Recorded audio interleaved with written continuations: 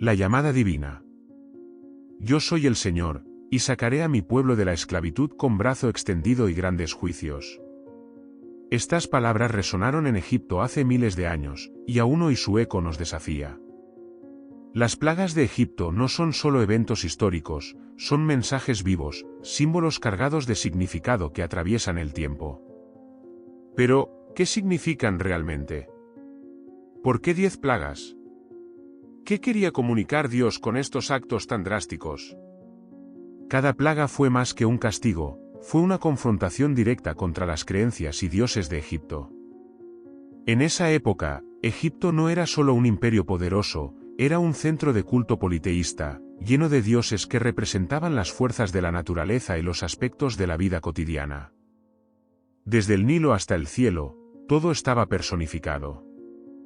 Pero aquí viene lo interesante, las plagas no fueron aleatorias. Cada una fue una declaración, un desafío, una demostración de que el poder del Dios de Israel trasciende cualquier fuerza creada por el hombre. La primera plaga, el agua del Nilo convertida en sangre, marcó el inicio de este mensaje. El Nilo era el corazón de Egipto, su fuente de vida, su sustento. Los egipcios lo adoraban como un dios, Hapi, el dador de abundancia. Pero en un instante, esa fuente de vida se convirtió en un río de muerte. Este no fue un simple milagro, fue una proclamación. El verdadero Dios controla lo que ustedes creen que les da vida. No era solo agua que se transformaba, era la cosmovisión de Egipto desmoronándose ante algo mucho más grande.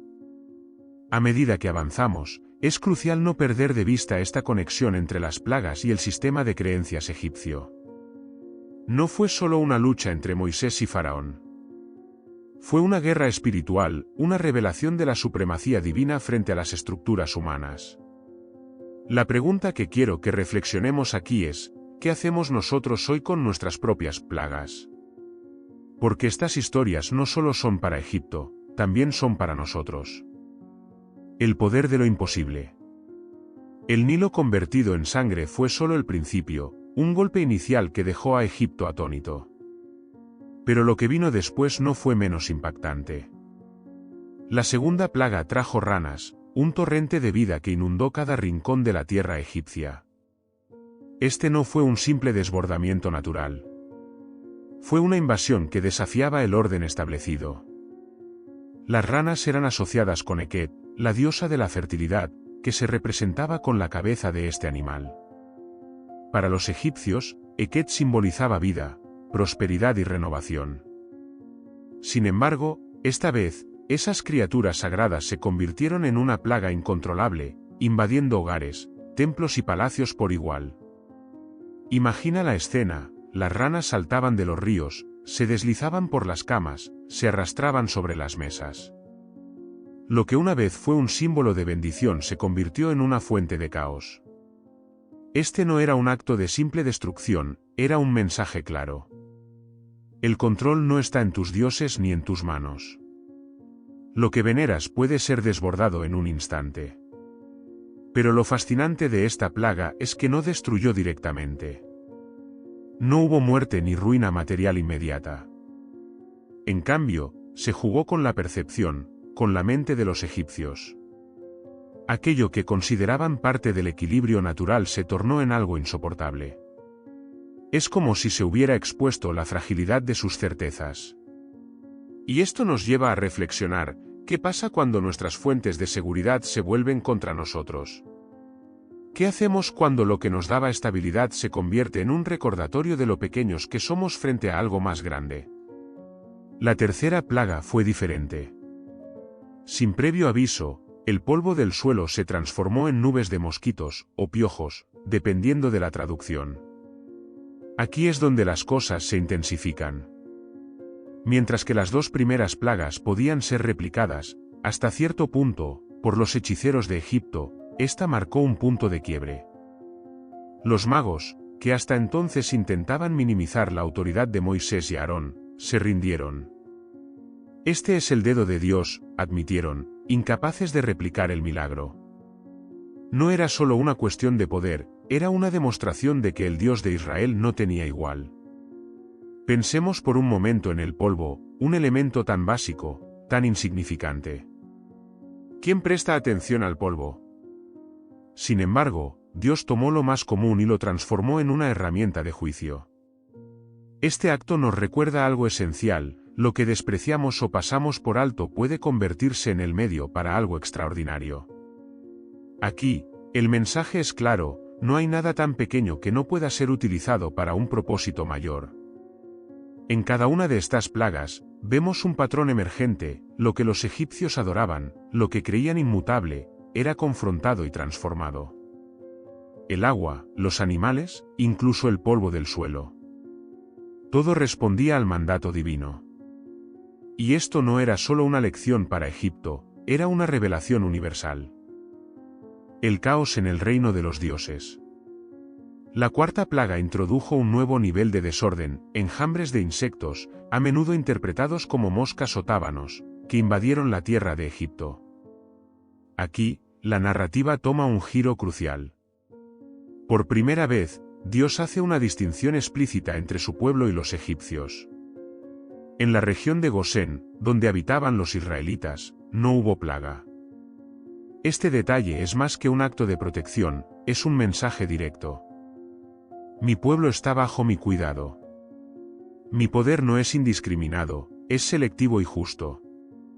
Ahora, reflexionemos sobre el simbolismo de los insectos.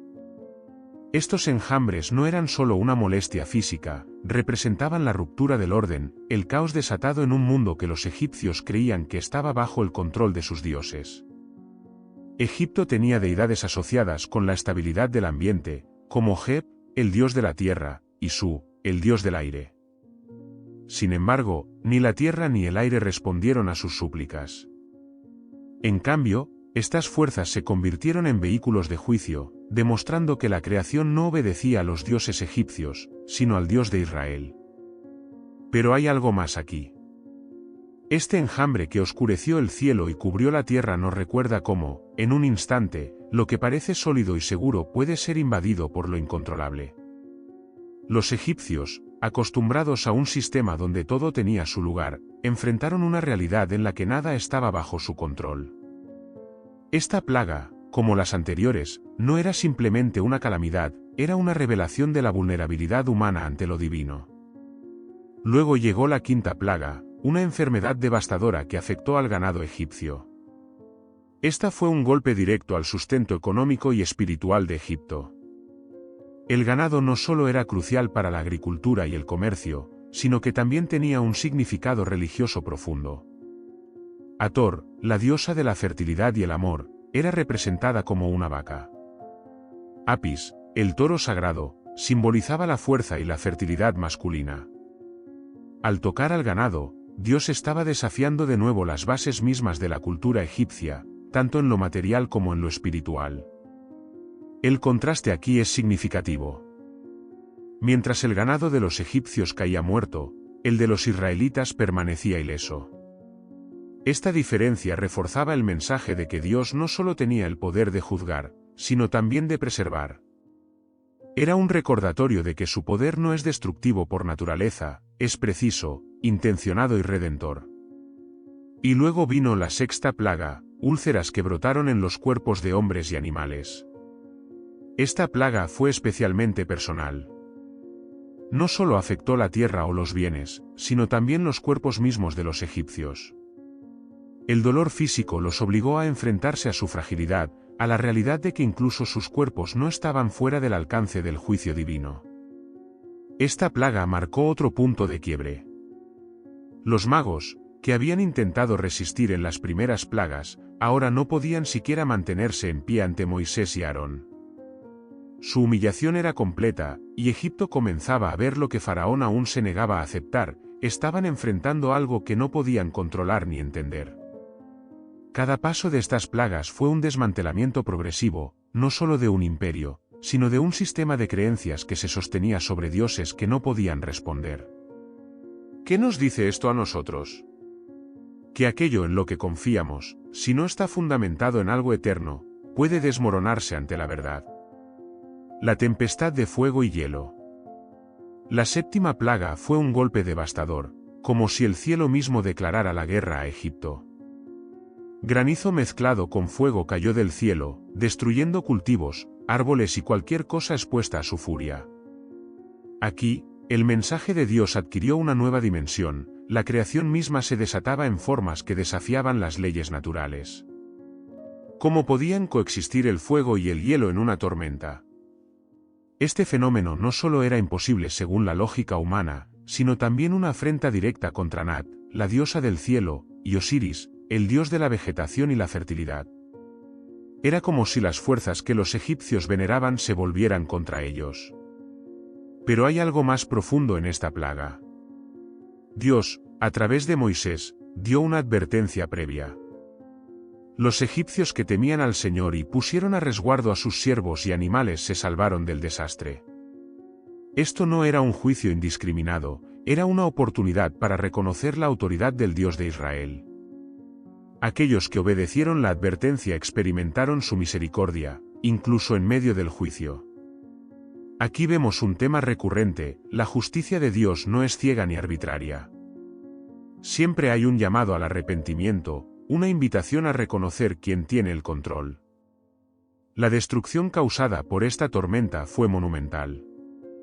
Los campos quedaron arrasados, los árboles destrozados, y Egipto quedó sumido en una devastación económica y emocional.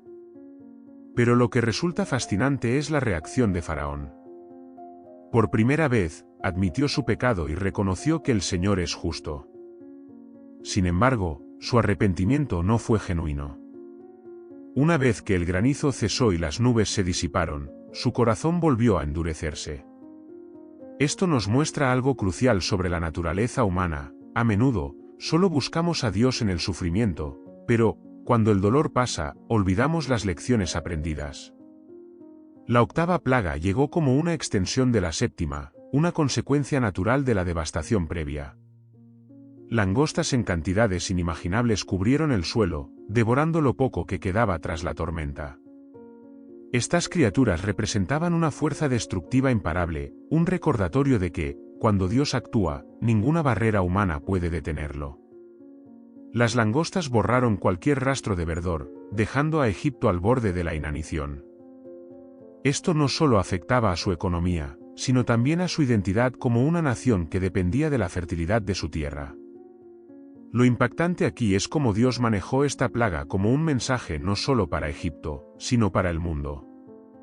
Moisés declaró que esta sería una señal que los israelitas contarían a sus hijos y nietos. Era un recordatorio eterno de que el Dios de Israel no solo juzga, sino que también libera y redime. Cada plaga, cada acto de juicio, estaba entretejido con la promesa de libertad para su pueblo. En esta plaga, la lucha interna de Faraón se intensificó. Sus propios consejeros le suplicaron que dejara ir a los israelitas, reconociendo que Egipto estaba destruido. Pero Faraón, aferrado a su orgullo, resistió. Esto no era solo una batalla política, era una confrontación espiritual entre la obstinación humana y la soberanía divina. Faraón se veía a sí mismo como un dios, pero cada plaga desmentía esa creencia, mostrando su impotencia frente al verdadero creador. La pregunta que surge aquí es: ¿qué tan lejos llegaremos en nuestra resistencia antes de reconocer quién tiene el control? Las tinieblas que hablan al corazón. Entonces llegó la novena plaga, un golpe que no atacó la tierra ni los cuerpos, sino algo más profundo: el espíritu de los egipcios. Tinieblas densas, tan opacas que podían sentirse, cubrieron Egipto durante 3 días. Esta oscuridad no era común, era una ausencia total de luz, una inmersión en lo desconocido. Imagina un mundo donde no puedes ver tu mano frente a tu rostro, donde cada paso es incierto, donde el día se siente como una noche interminable. Esta plaga no destruyó físicamente, pero erosionó psicológicamente, exponiendo el miedo más primitivo de la humanidad, la impotencia frente a lo inexplicable. La oscuridad fue un golpe directo a Ra, el dios del sol y uno de los pilares del panteón egipcio. Ra no solo era una deidad, era el símbolo del orden, la luz y la vida misma. En Egipto, el ciclo diario del sol era una reafirmación de que el mundo estaba en equilibrio. Pero durante esos 3 días, ese equilibrio se rompió.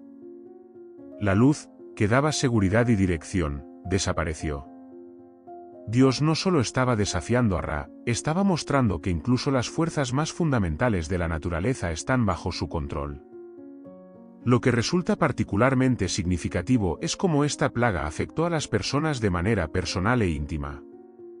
A diferencia de las plagas anteriores, esta no involucró destrucción física inmediata, sino una experiencia interna de aislamiento y desesperación. No había consuelo, ni posibilidad de distracción. Cada persona enfrentó el peso de su propia fragilidad en esa oscuridad. ¿Cuántas veces la luz, literal o metafórica, nos da la ilusión de que estamos en control? ¿Qué pasa cuando esa luz desaparece y enfrentamos la realidad de nuestra dependencia? Sin embargo, en la región de Gosén, donde habitaban los israelitas, había luz.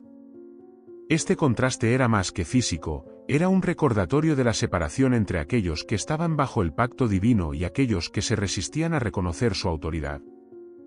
Esta luz no solo iluminaba el camino de los israelitas, era un testimonio de que la oscuridad no puede prevalecer donde Dios está presente. Aquí, la narrativa se vuelve profundamente simbólica. La luz y las tinieblas no son solo fenómenos naturales, son representaciones de dos reinos en conflicto, el reino de Dios y el reino del hombre. Faraón, aunque afectado por la oscuridad, aún no cedió. Este fue quizás el momento en el que su corazón estuvo más cerca de quebrantarse, pero también el punto donde su obstinación se consolidó. Permitir que los israelitas se fueran habría sido admitir su derrota, no solo como líder político, sino como figura divina ante su pueblo. Así que eligió resistir, incluso mientras su nación se desmoronaba. Esta resistencia nos lleva a reflexionar sobre cómo, a menudo, nos aferramos a nuestra autonomía incluso cuando las circunstancias nos muestran lo contrario. Las tinieblas en Egipto fueron una antesala de lo que estaba por venir.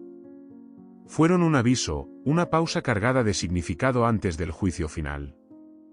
Dios estaba dando a Egipto, y al mismo Faraón, una última oportunidad para reflexionar y arrepentirse. Pero, al igual que en las plagas anteriores, la lección no era solo para Egipto. La pregunta permanece para todos: ¿cómo reaccionamos cuando enfrentamos la oscuridad? ¿Nos aferramos a nuestro orgullo, o buscamos la luz que solo Dios puede ofrecer? La plaga final, la herida en el corazón de Egipto. La 10ª plaga no fue como las demás. Desde el principio, tenía un peso especial, un propósito final que superaba cualquier demostración de poder anterior. Dios había anunciado a Moisés que esta última plaga sería la que quebraría la resistencia de Faraón. La muerte de los primogénitos sería un juicio tan definitivo, tan devastador, que no quedaría lugar para la negación. No era solo un acto de justicia, era una revelación de la gravedad del pecado y del precio de la desobediencia. En Egipto, el primogénito tenía un significado profundo. Representaba la continuidad de la familia, la esperanza para el futuro, y, en el caso de Faraón, la perpetuación de la línea divina. El primogénito era el heredero no solo del poder y la riqueza, sino también del legado espiritual y cultural. Al atacar a los primogénitos, Dios estaba tocando el núcleo de la identidad egipcia. Este juicio no era arbitrario, era una respuesta a la obstinación de Faraón, quien había ordenado la muerte de los hijos varones de los israelitas al inicio de su reinado. Lo que Egipto sembró, ahora lo cosechaba. La instrucción para los israelitas fue clara: debían sacrificar un cordero sin defecto, pintar los marcos de sus puertas con su sangre, y permanecer dentro de sus casas durante la noche. Este acto de obediencia no solo los protegía del ángel de la muerte, sino que también marcaba el inicio de una nueva etapa en su relación con Dios. El cordero no era solo un medio de protección, era un símbolo de redención, un anticipo del sacrificio perfecto que vendría siglos después. Imagina esa noche en Egipto. En las casas de los israelitas, había un silencio tenso, roto solo por los murmullos de oración y el llanto de los niños más pequeños que no entendían lo que estaba ocurriendo. Afuera, la oscuridad era más que física, era un preludio al juicio que se acercaba. Y entonces, a la medianoche, comenzó. Desde las casas de los esclavos hasta el palacio de Faraón, el lamento se extendió como un río desbordado. Cada hogar egipcio fue alcanzado. No había distinción, porque este juicio no era sobre riqueza o estatus, era sobre el corazón endurecido de una nación que había desafiado a Dios. Para los israelitas, la experiencia fue completamente distinta. Mientras Egipto lloraba, ellos celebraban la primera Pascua, una noche que quedaría grabada para siempre en su memoria colectiva. La sangre en sus puertas no era solo un símbolo de protección, era un testimonio de su fe en la palabra de Dios. En ese momento, la diferencia entre los que estaban bajo el pacto divino y los que no lo estaban quedó más clara que nunca. Faraón, derrotado por fin, llamó a Moisés y a Aarón en medio de la noche. Su orden fue breve, cargada de desesperación: váyanse, ustedes y su pueblo. Adoren al Señor como han dicho. Pero incluso en este acto, no había arrepentimiento real, solo una rendición temporal al peso del juicio. La 10ª plaga no solo liberó a los israelitas, redefinió el significado de la redención. Mostró que la salvación viene a través de la fe y la obediencia, y que el juicio de Dios, aunque severo, está lleno de propósito. Nos recuerda que la liberación no siempre es fácil, pero siempre es parte de un plan divino que va más allá de lo que podemos comprender. El mensaje detrás de la liberación. Cuando la noche terminó y los israelitas se prepararon para partir, Egipto quedó marcado por un vacío indescriptible. No era solo la pérdida de sus primogénitos lo que pesaba en el aire, sino la derrota absoluta de un sistema que se había opuesto al Dios de Israel. El amanecer trajo consigo una nueva realidad: los esclavos estaban libres, y con ellos, el poder de Faraón había sido despojado de su falsa divinidad. Sin embargo, la liberación de los israelitas no era simplemente un acto de justicia terrenal, era una proclamación de la soberanía de Dios sobre todo lo creado. Este éxodo fue un momento cargado de significado, no solo para Israel, sino también para Egipto y para las generaciones futuras. Cada plaga había sido un golpe dirigido a un aspecto específico de la cultura y la religión egipcia, desenmascarando la fragilidad de los dioses en los que confiaban. Ahora, al ver al pueblo de Dios salir con sus pertenencias, sus familias y la riqueza que los egipcios les habían entregado casi en desesperación, quedó claro que no se trataba solo de una victoria física. Era una declaración de que el verdadero Dios no es limitado por fronteras ni por imperios. Mientras los israelitas marchaban, seguramente sus corazones estaban llenos de una mezcla de emociones. Por un lado, estaba la euforia de la libertad recién ganada, por otro, el peso de abandonar la tierra que, aunque en esclavitud, había sido su hogar durante siglos. Cada paso que daban era un recordatorio de que estaban entrando en un futuro incierto, pero también en una promesa. Esa promesa, hecha a Abraham, Isaac y Jacob, era más que una tierra, era una relación eterna con el Creador, una vida definida por su presencia y dirección. Sin embargo, la salida de Egipto no fue solo un evento histórico, fue un acto profundamente espiritual. En la Pascua, los israelitas no solo fueron protegidos físicamente, también fueron transformados como pueblo. La sangre del Cordero en los marcos de sus puertas era un signo visible de un pacto renovado. Al obedecer las instrucciones de Dios, demostraron que la fe no es simplemente una creencia interna, sino una acción concreta. Este principio resuena incluso hoy: la verdadera fe siempre se manifiesta en la obediencia, incluso cuando no comprendemos completamente el propósito detrás de las instrucciones. Por otro lado, los egipcios quedaron enfrentados a una verdad dolorosa: su poder, su sistema de creencias y su confianza en sus dioses habían sido desmantelados. Aunque Faraón permitió que los israelitas se fueran, su corazón seguía lleno de orgullo y rebeldía. La narrativa no termina con la 10ª plaga. La obstinación de Faraón lo llevaría a perseguir a los israelitas hasta el Mar Rojo, un acto que culminaría en su derrota final. Pero incluso en esta resistencia, vemos un patrón humano universal: el rechazo a soltar el control, incluso cuando todo indica que estamos enfrentándonos a algo más grande que nosotros.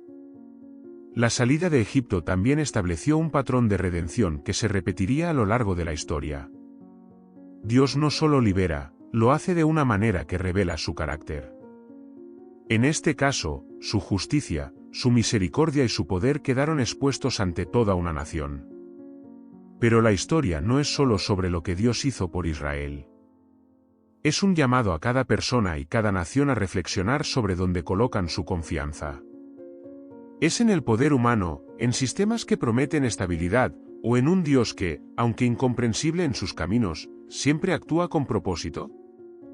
Cada plaga, cada acto, cada instrucción tenía un propósito más grande: mostrar que el Dios de Israel no es uno más entre muchos. Es el único Dios, soberano sobre la creación y sobre la historia. La pregunta que queda es, ¿cómo respondemos a este Dios que no solo juzga, sino que también libera? Un juicio que apunta hacia la redención. La salida de Egipto no fue solo el final de una era de esclavitud, fue el inicio de una historia de redención que resonaría a lo largo de los siglos. Cada plaga, cada acto de juicio, y cada señal estaba dirigida no solo a liberar físicamente al pueblo de Israel, sino también a revelar el corazón de Dios y su plan eterno. En la narrativa de las plagas y el Éxodo, vemos mucho más que una confrontación entre Moisés y Faraón. Lo que emerge es una historia profundamente humana y divina, una lucha entre la soberanía de Dios y la obstinación del hombre. El clímax de esta historia no radica únicamente en la liberación del pueblo. Está en el mensaje subyacente: Dios no actúa al azar. Cada detalle, desde el primer encuentro de Moisés con Faraón hasta la última instrucción para la Pascua, tiene un propósito eterno. Las plagas no solo demostraron el poder de Dios sobre Egipto, sino también su deseo de que incluso los egipcios reconocieran su autoridad. Para que sepas que no hay nadie como yo en toda la tierra, dijo Dios a través de Moisés. Estas palabras no eran una amenaza vacía, eran una invitación a abandonar la ilusión de la autosuficiencia y rendirse al único verdadero Creador. Pero esta historia también nos confronta con una verdad incómoda: la dureza del corazón humano. Faraón no era un personaje excepcionalmente malvado, era un reflejo de cómo todos podemos resistirnos a la voz de Dios. Su orgullo y obstinación no son tan diferentes de las actitudes que vemos hoy. ¿Cuántas veces ignoramos las advertencias, racionalizamos nuestras decisiones y nos aferramos a nuestra voluntad, incluso cuando enfrentamos las consecuencias? Las plagas nos recuerdan que el juicio no es el deseo final de Dios, pero sí es una respuesta necesaria a la rebelión persistente. Al mismo tiempo, la historia del Éxodo no está exenta de esperanza. En medio de cada plaga, Dios ofreció oportunidades para arrepentirse. Incluso en el juicio más severo, como la muerte de los primogénitos, la misericordia estuvo presente para aquellos que escucharon y obedecieron. Este patrón se convierte en un modelo para la historia de la humanidad: un Dios que juzga con justicia, pero que siempre deja abierta la puerta a la redención. La Pascua, instituida en la noche de la 10ª plaga, se convirtió en un símbolo eterno de esta redención. El cordero sacrificado no solo protegió a los israelitas en ese momento, sino que apuntó hacia el sacrificio definitivo de Jesús, el Cordero de Dios.